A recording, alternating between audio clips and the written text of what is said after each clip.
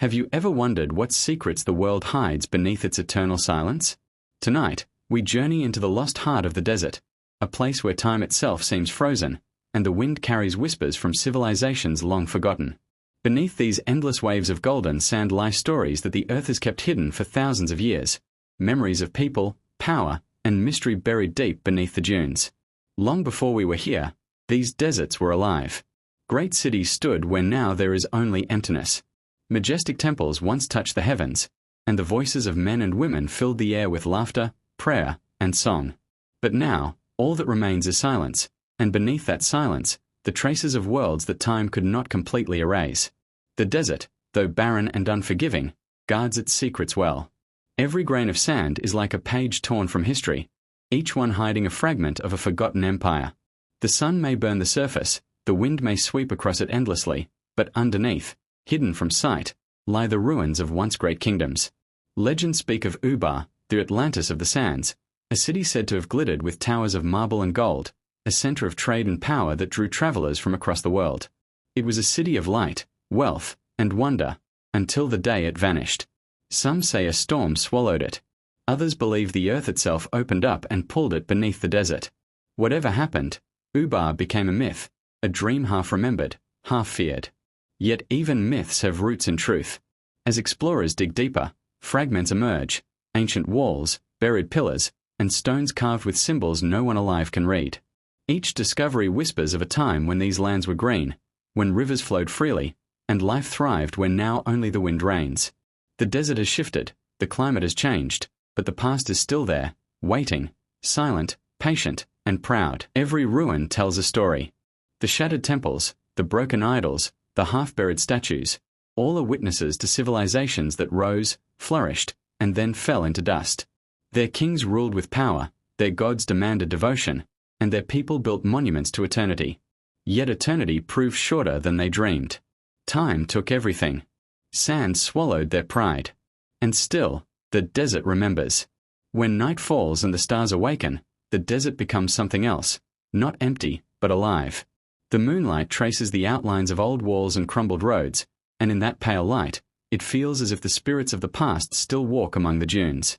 You can almost hear their voices, the builders, the dreamers, the wanderers, calling faintly through the shifting winds. For centuries, explorers and wanderers have chased these echoes.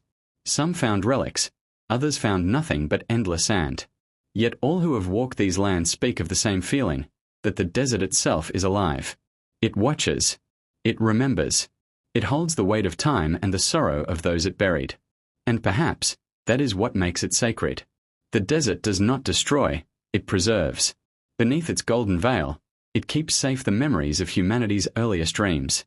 It hides the proof that we were here, that we built, that we believed. And though our names fade and our cities crumble, our stories remain, waiting for the wind to uncover them again.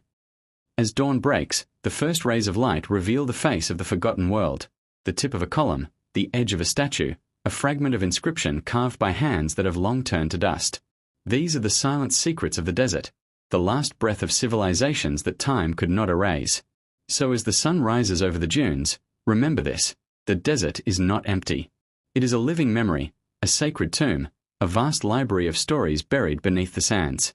The people who once walked here are gone, but their essence still lingers. And if you listen closely, the desert will speak. A sound emerged, but it wasn't a sound that echoed in the ears. It was deeper, ancient, like the earth itself exhaling after centuries of silence. It came not as noise, but as a vibration, a rhythmic pulse that seemed almost alive. The sands trembled softly, carrying that strange frequency through the desert night. It wasn't random. It wasn't the wind. It was a deliberate rhythm, one that no machine, no natural force, could ever replicate. At first, scientists thought it was just an anomaly, an illusion created by shifting dunes or underground tremors. But when the instruments captured it again and again, exactly the same each time, curiosity turned to confusion. The pattern was too consistent, too deliberate. It was as if something beneath the sand was trying to communicate, sending signals through the bones of the earth itself. They tried everything: seismic scans, thermal imaging, sound mapping, but the deeper they searched, the stranger it became. The desert revealed nothing. No fault lines, no volcanic activity, no evidence of human construction. The sound had no origin they could identify. It came from nowhere, yet everywhere at once. Some began to whisper that it wasn't a sound at all, but a message. Others claimed it was the pulse of a buried city, still echoing faintly through the centuries.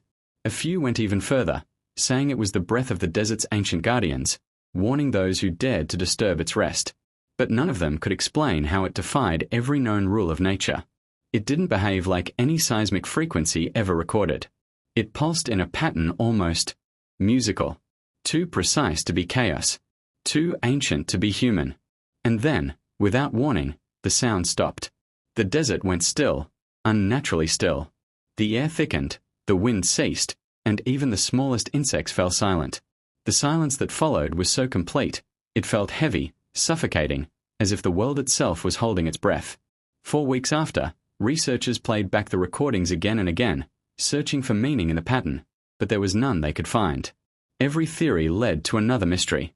Every explanation collapsed under the weight of something that simply shouldn't exist. The sound was real.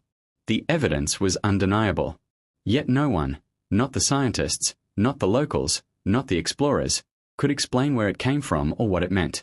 It was as if the desert had spoken once, and then decided to fall silent forever. No official academic paper was ever published. Only data. Only whispers.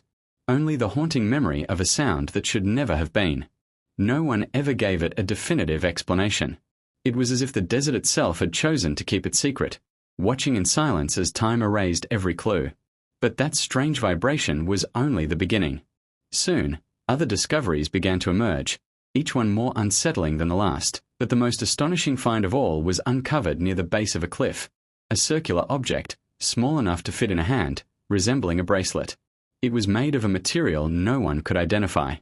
Harder than stone, yet lighter than glass, it shimmered faintly under the sun. Within it were engravings, tiny symbols resembling constellations, some that matched known stars, others that did not exist in our recorded sky. Geological testing revealed something impossible. This object was more than 1 billion years old. It predated humanity itself. How could something crafted, something deliberate, exist long before humans ever walked the earth? The discovery divided the scientific community. Some dismissed it as miscalculation, others as myth. But those who saw it, those who held it, knew that it was something beyond comprehension. It challenged every timeline, every belief about where we came from. And yet, the desert still wasn't done. Just a few miles away from the site, another team found what appeared to be a fossilized footprint, not of an animal, but of a shoe. The outline was unmistakable, a sole, a heel, even a tread pattern faintly visible in the hardened stone. It was embedded deep within a layer of rock dated to millions of years before human existence. Some called it erosion, a coincidence of nature, a trick of time. But those who saw it could not shake the feeling that it was something more, a sign, perhaps, that the desert remembers far more than it ever reveals. The fossilized shoe wasn't the only thing that defied logic. Not long after its discovery, another object emerged from the sands, a tooth, but not like any tooth ever known to belong to a creature of this world. It was massive, sharp-edged, and embedded deep within a stone formation. When analyzed, experts found that its mineral composition matched the surrounding rock, meaning it had fossilized millions of years ago. But the shape was undeniably that of a predator, something that could never have existed in that era, at least not according to our understanding of evolution. Some said it belonged to a species long forgotten, a beast from a time before history itself. Others whispered it was something else entirely, something that didn't belong to this planet at all. But the desert held its silence, offering no answers, only the endless weight of its ancient sands. Then, as if guided by fate, yet another discovery pushed the boundaries of belief. Deep within a petrified forest, explorers unearthed a metal spike, a perfectly straight rod, embedded halfway into a tree that had turned to stone over countless ages. That meant the metal had been driven into the tree when it was still alive, millions of years ago. The spike was made of an alloy no one could identify, resistant to corrosion, harder than steel.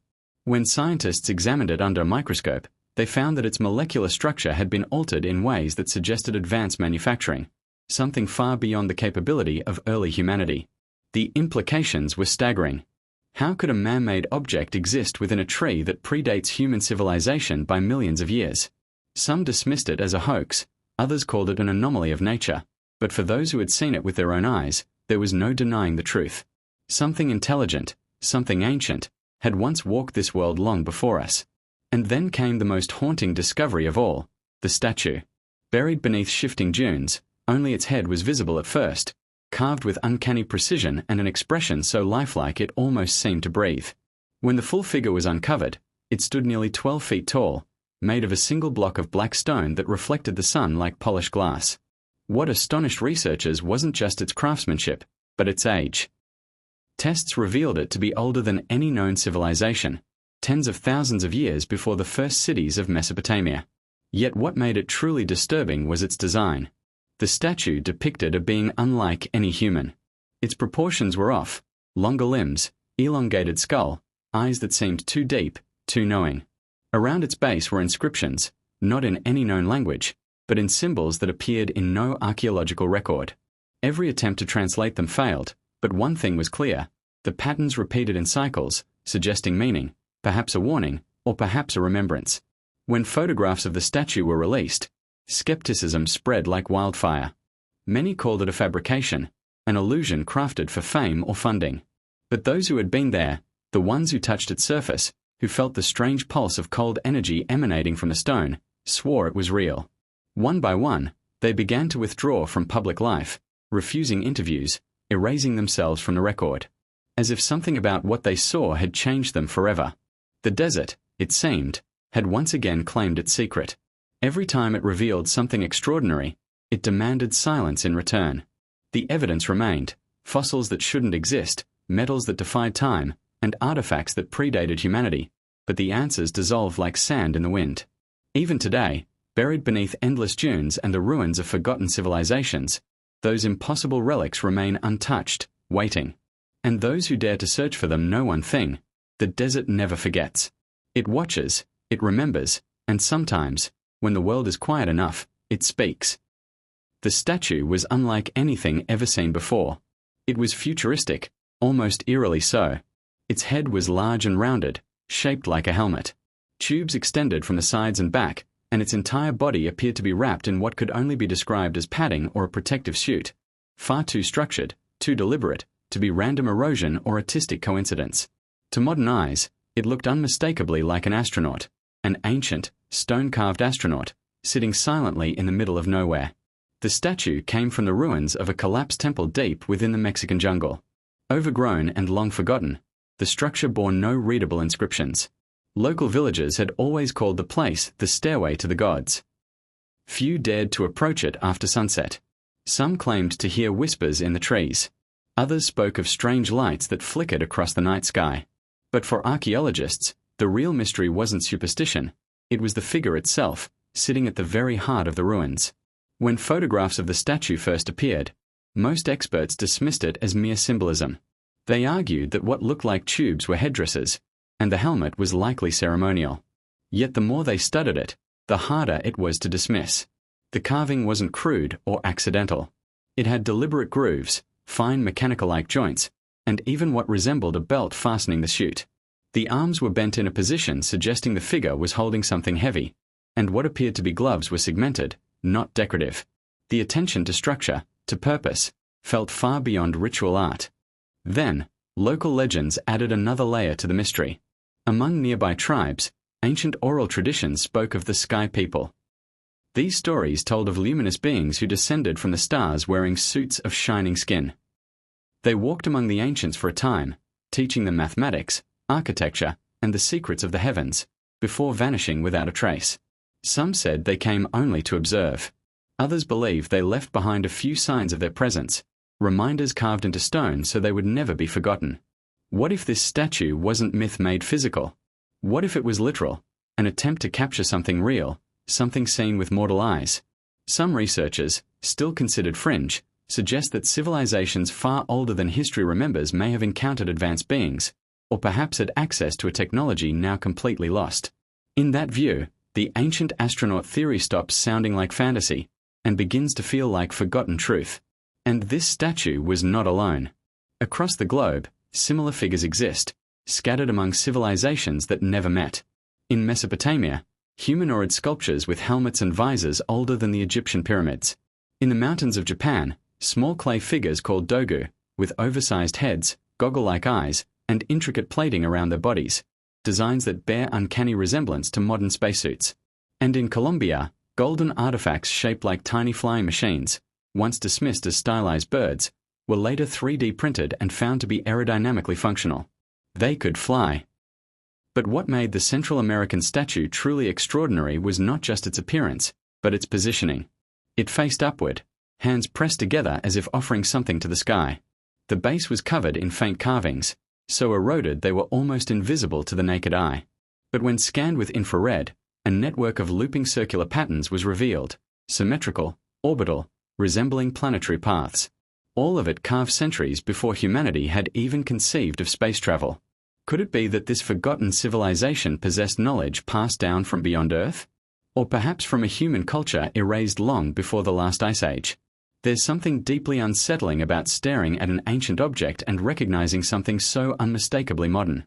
We don't expect familiarity in the ancient world, and when it appears, it shakes everything we think we know about time, memory, and history itself.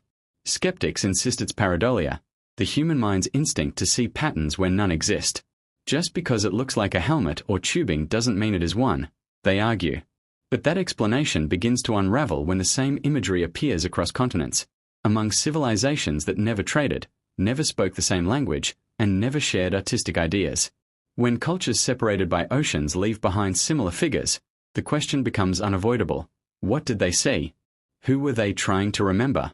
As more discoveries emerge, strange carvings, impossible astronomical knowledge, precise alignments between temples and constellations, the once dismissed statue starts to feel like a fragment of a much larger story. A puzzle that stretches across continents and ages, suggesting that history may not be a straight line, but a circle. That long before us, there may have been others, beings who rose, built wonders, and vanished, leaving behind clues for the curious to find. Today, that same statue sits quietly in a small regional museum, behind glass and beneath fluorescent lights. A small plaque offers little more than a name and a vague description. Most visitors pass it without a second glance, just another relic from a forgotten age. But those who stand close, those who truly look into its carved eyes, often say the same thing. There's a strange feeling that washes over you. A sense of recognition, as if someone, or something, once stood right where you are, looking back through time. It stood alone, silent, humming faintly with a strange pulse that felt alive. In the weeks that followed its discovery, the air around it seemed to change. Batteries drained without reason. Audio recordings made nearby carried an eerie rhythm beneath the static, like the slow, steady beat of a heart. One researcher swore they saw faint glimmers inside the dark surface, flashes of light trapped behind glass, though the stone itself remained solid and smooth. Scientists quickly built a perimeter around it. Access was restricted, photography banned. Yet rumors leaked, rumors that the object resonated with frequencies unknown to any instrument, that its form aligned perfectly with true north without any visible markings, and that it seemed to react to human presence. Not physically, but through atmosphere, temperature, emotion, even thought. Some who stood close described dreams that weren't their own, visions of towering light structures, of shifting shapes drifting through fog, and always, the black box at the center, humming softly, unblinking. Attempts to X-ray it revealed nothing. The machines returned pure void, no image, no depth, no data, as if the inside of the object did not exist, or existed in some way beyond comprehension. A perfect blind spot in space. Some called it an energy sink. Others whispered darker theories, that it was a vault, a lock, or perhaps a prison. The question no one could escape was simple. Who built it? No civilization known to history had the means to carve or position such an object. Carbon dating of the soil placed it around 12,000 years old, long before writing, cities, or even farming. And yet, the object was no accident. It had been placed, deliberately, waiting. Then came the most disturbing discovery of all. Satellite images taken over decades revealed an atmospheric distortion directly above the site, a faint vertical ripple rising high into the sky, invisible to the eye but consistent across time. Something in that buried stone was affecting the air itself. What kind of artifact could shape the atmosphere without ever moving? What kind of intelligence could have left it behind before recorded history even began? Some say it's a message. Others, a fragment of a lost technology so advanced it looks like magic. But there are those who believe it's something else entirely, a warning. That the object was sealed away not to be studied, but to remain closed. Today, the artifact lies within a classified research facility. Its location is unknown. The last leaked photographs showed it unchanged, no cracks, no erosion, untouched by time.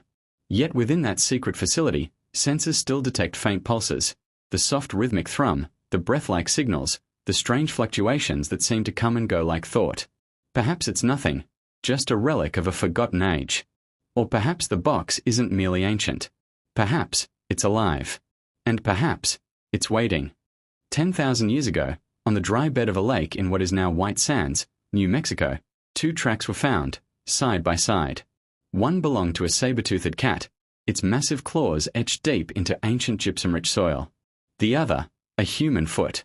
Bare, delicate, 5 toes and a clear arch, pressed softly into the earth beside the predator's path.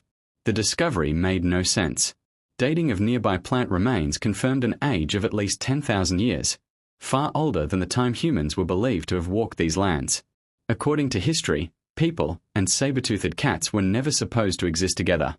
Yet here they were, moving across the same terrain, their tracks preserved for eternity. As the excavation expanded, more prints emerged. Children's footsteps, adults, mammoths, sloths, and always, the saber-toothed cat's heavy stride nearby. Some trails overlapped, suggesting they were made within hours or even minutes of each other. One chilling path showed a child's footprints within an adult's, as though carried for a time, set down, lifted again, the pace quickening, as if fleeing something unseen.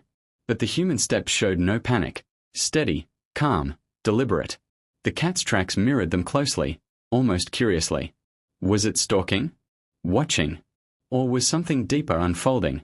A relationship long forgotten between man and beast? The Ice Age world was a different planet, lush, cold, and alive with giants. Mammoths, dire wolves, giant sloths, and the terrifying Smilodon fatalis, the saber-toothed predator whose jaws could crush bone. Humans, fragile and few, wandered in small tribes, surviving on instinct. Yet somehow, one barefoot human crossed paths with one of the deadliest predators in history, and lived. Perhaps they weren't enemies.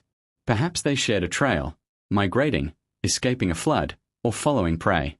Some even suggest spiritual significance, that early humans viewed the Smilodon as sacred, walking beside it as part of ritual or myth. No evidence proves it, but the intimacy of those footprints speaks louder than science. In their silence, the earth preserved a story. Two beings from different worlds, walking together beneath ancient stars. Then the lake bed dried, the sand covered their path, and time moved on. 10,000 years later, the wind uncovered them again, and we bent down to read their story, realizing that even in prehistory, connection existed. For one fleeting moment, neither creature was alone. At first glance, the grooves in the Turkish rock look ordinary, two parallel lines carved through stone. But a closer look reveals the impossible. These tracks aren't in dirt or clay, they're embedded in solid volcanic rock, stone that hardened millions of years ago. The region, central Anatolia, is filled with mysteries. Underground cities, sprawling cave networks, and forgotten ruins. Yet none are as baffling as these lines, perfectly straight, evenly spaced, running across the landscape as though something with wheels once rolled through while the ground was still soft. Geologists were stunned. The tracks weren't random erosion patterns. They cut deep, uniform, precise, as if pressed by something massive and mechanical. Some even overlap, suggesting repeated use, like ancient roads. Measurements show the grooves spaced about 1.5 meters apart, almost identical to modern vehicle tracks. But that's impossible. The wheel, as far as history knows, wasn't invented until around 5,500 years ago in Mesopotamia. Yet the stone bearing these tracks is millions of years old. How could something leave such impressions before humanity even existed? Skeptics point to glacial movement or water erosion, but those theories crumble under scrutiny. These lines turn smoothly, cross each other intentionally, and maintain consistent depth. Some even display dips where immense weight might have pressed axles down into the earth. It's as if some unknown vehicle, something far beyond our timeline, once moved across this ancient landscape. Some scientists stay cautious, calling it coincidence. Others whisper of lost civilizations, of technologies erased from memory, of an age before our own. But one truth remains undeniable. Somewhere in the distant past, long before the first cities rose, something, or someone, left marks upon the earth that time itself could not erase. The figure looked impossibly futuristic. Its head was large, rounded, encased in what resembled a helmet, with intricate tubes extending from the sides and back as if feeding some unseen system. The body was covered in layers that looked like padding, or perhaps a protective chute, too detailed and structured to be mere artistic chance. To modern eyes, it looked undeniably like an astronaut, an ancient stone-carved astronaut, sitting silently in the middle of nowhere. The statue had been discovered deep within the Mexican jungle, amid the ruins of a collapsed temple long swallowed by time and overgrowth.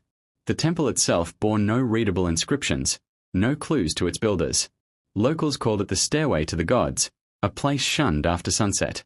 They spoke of faint whispers drifting through the trees, and lights moving silently across the night sky. But for archaeologists, the true mystery wasn't superstition, it was the statue itself, seated solemnly at the heart of the ruins. When photographs of the carving first emerged, experts dismissed it outright. They claimed it was symbolic, its tubes were ceremonial headdresses, its helmet nothing more than ritual design. Yet, the more one looked, the harder it was to believe that explanation. The statue's surface carried deliberate engravings, fine grooves resembling fastenings, joints, even a belt across the waist. The arms were positioned as if supporting something heavy. The gloves, or what looked like gloves, were segmented like mechanical gear, not ornamental decoration. It was far too intentional to ignore. Nearby legends spoke of beings known as the Sky People. Passed down in whispered traditions, the tales described visitors who came from the stars, wrapped in suits of shining skin. They lived among the ancients for a time, teaching mathematics, guiding architecture, and then, without warning, vanishing. Some believed they were gods. Others thought they were watchers. But what if these stories weren't symbolic at all? What if the statue was a literal depiction, an attempt by ancient hands to immortalize something seen with their own eyes, something so foreign and unforgettable that it was carved into stone to endure eternity? This idea, long dismissed as fantasy, finds strange echoes across the world. In Mesopotamia, humanoid figures with helmets and visors have been unearthed, older than Egypt's pyramids. In the mountains of Japan, the Dogu figurines appear with oversized heads, goggle-like eyes, and segmented plating that seems eerily mechanical. In Colombia, golden artifacts once thought to be abstract birds were later proven to have aerodynamic properties. When engineers recreated them with modern tools, they actually flew. And yet, the Mexican statue remains unique. It wasn't just the shape or detail, it was the direction it faced. Its gaze was fixed upward, hands joined as if offering something to the heavens. The base bore carvings so faint they were almost invisible, but infrared scans revealed looping, circular patterns that mirrored orbital paths, centuries before humanity could even dream of spaceflight. Could this civilization have inherited knowledge from another world, or from a forgotten human epoch that existed before recorded history? There's something profoundly unsettling about seeing the unmistakably modern reflected in something so ancient. It breaks the illusion of time's distance. Skeptics insist it's pareidolia, the human tendency to see patterns where none exist. They argue that resemblance doesn't equal reality. But then, how do we explain the repetition? How do we account for the fact that civilizations separated by oceans and millennia left behind the same imagery, the same symbols, the same figures gazing skyward? Coincidence begins to strain under the weight of repetition. Perhaps they all witnessed something. Perhaps they remembered. The statue now rests quietly in a dimly lit museum room, overlooked by visitors who pass it without a second glance, just another relic from an ancient world. But those who have stood before it speak of a strange feeling, a silent recognition, as if the figure itself is waiting to be remembered. Maybe it's imagination. Or maybe it's a message carved across time. Then came another discovery, something that defied explanation even further. Buried beneath layers of volcanic ash in a desolate plateau, a strange black stone box was unearthed during a geological survey. At first glance, it seemed natural, perhaps obsidian or basalt, but its edges were too sharp, its geometry too perfect. When the team tried to move it, their equipment malfunctioned. The box was made of an unfamiliar material, matte black, impossibly dense, cold to the touch even under the blazing sun. It had no seams, no hinges, no marks of construction, just a flawless cuboid resting silently underground, as if placed there with intent. Then the anomalies began. One geologist complained of a piercing buzz in his ears. Another said his watch kept resetting itself. A drone hovering above the site lost GPS lock, spinning uncontrollably before regaining control meters away. Every electronic reading came back corrupted, filled with digital noise, gaps, and missing timestamps. Instruments failed. Batteries drained. Radios crackled with static. Compasses spun aimlessly. Experts from every field arrived: physicists, metallurgists, even military consultants, but none could identify the material or explain the energy field it emitted. Subtle but measurable electromagnetic waves radiated from it, distorting nearby readings. When they attempted to drill, cut, or sample the stone, every method failed. Diamond blades dulled instantly. Laser cutters left no burn. It was as if the box resisted any attempt to be opened, or even understood. Rumors spread quickly. Some whispered that it wasn't human-made at all. Others compared it to the so-called Black Knight satellite, an unidentified object said to orbit Earth long before modern technology. Still others linked it to ancient sites across the globe: the underwater ruins near Yonaguni, the sealed sarcophagus boxes beneath Saqqara. But this artifact was different. It wasn't found in a temple or grave. It was buried alone, humming with silent energy in the heart of nowhere. The journal dated back to the 1700s. It spoke of a half-buried stone path climbing the side of a cliff, one invisible from below. At the end of that path, it claimed, stood a temple carved directly into the mountain itself. No door, no name, no offerings. A place not built for worship, but for something else entirely. The team expected to find little, perhaps scattered stones or a collapsed wall. What they discovered was beyond imagination. Halfway up a jagged ridge, higher than birds dared to nest, they found a narrow slit in the mountain, just wide enough for a single person to squeeze through. Beyond that crack, the stone passage widened, then spiraled downward into darkness. The deeper they went, the warmer the air grew. The walls smoothed as though melted, not carved. And after what felt like hours of descent, they stepped into a vast chamber buried in the heart of the mountain. It was silent, undisturbed. The flickering beams of their headlamps revealed polished stone walls that reflected no sound. The architecture matched no known style, no carvings, no tool marks, nothing human. The surfaces gleamed with unnatural precision, as if shaped by heat rather than hands.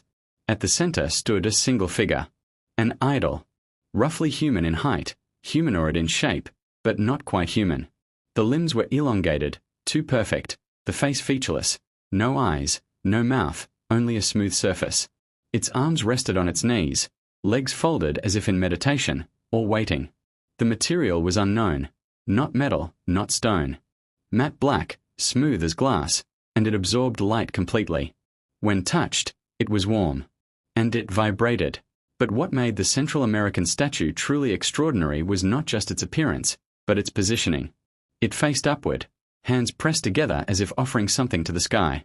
The base was covered in faint carvings, so eroded they were almost invisible to the naked eye. But when scanned with infrared, a network of looping circular patterns was revealed, symmetrical, orbital, resembling planetary paths. All of it carved centuries before humanity had even conceived of space travel.